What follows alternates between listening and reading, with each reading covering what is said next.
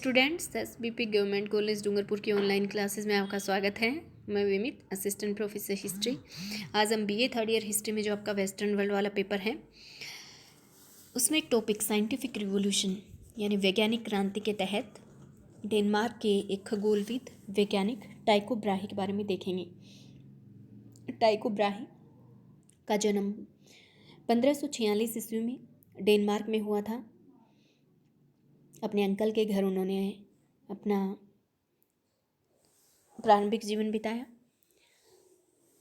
अपना कानून और तत्व ज्ञान का अध्ययन पूरा करने के बाद 1560 ईस्वी में जब उन्होंने सूर्य ग्रहण देखा तो उनकी रुचि खगोल विज्ञान में हो गई थी।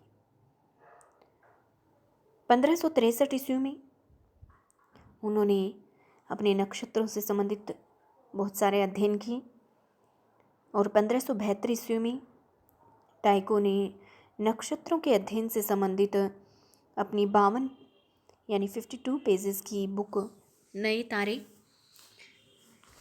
लिखी, जिसमें टाइको ने ये सिद्ध किया कि नया तारा जो है वो धीरे धीरे चमकदार होता है, फिर शुक्र से भी तेज़ प्रकाश वाला हो जाता है और फिर धीरे धीरे उसके प्रकाश की गति कम होती जाती है और फिर वो गायब हो जाता है। इस तरह से नए तारों का स्फोट होता है। टाइको ने स्फोट होने वाले इन नए तारों को नोवा नाम से बाद में जाना जाने लगा। इनके बारे में टाइको ने यह भी सिद्ध किया था कि ये चंद्रमा से बहुत दूरी पर रहते हैं। डेनमार्क के जो राजा थे फ्रेडरिक द्वितीय, उन्होंने टाइको ब्राहे को राजाश्रय दिया था और इन्हीं डेनमार्क के राजा की सहायता से टाइको ब्राहे ने पहली बार एक वेधशाला बनाई जो वास्तविक रूप में वैज्ञानिक और आधुनिक थी।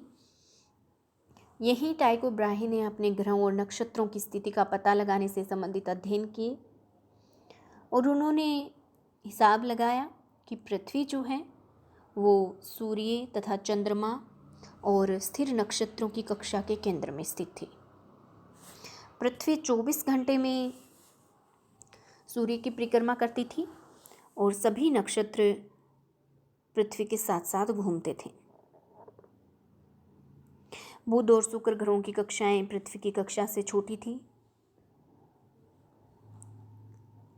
तो ये जो टाइको ब्राहे के निष्कर्ष थे, इनके जो गणितीय परिणाम थे वो बिल्कुल कोपर्निकस के परिणामों के जैसे ही थे। 1577 ईस्वी में टाइको ने जब धूमकेतु का अंतरिक्ष में आगमन हुआ तो उसका अध्ययन किया और सिद्ध करके बताया कि धूमकेतु के घूमने की दिशा गोलाकार न होकर लंब गोलाकार है। 1597 ईस्वी में टाइको ने जर्मनी के सम्राट का निमंत्रण स्वीकार करके जर्मनी के प्राग में गए और वहाँ ये केपलर से मिले। केपलर ने टाइको ब्राहे के सानिध्य में काम किया। तो टाइको ब्राहे ने ग्रहों और नक्षत्रों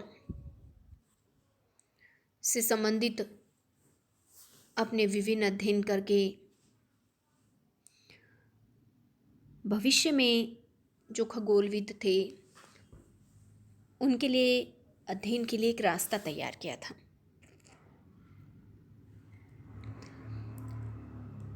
डेनमार्क के खगोल शास्त्री टाइको ब्राहे की मृत्यु 24 सितंबर 1601 ईस्वी को हुई थी और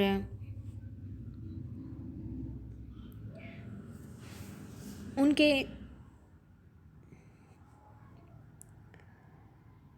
अध्ययन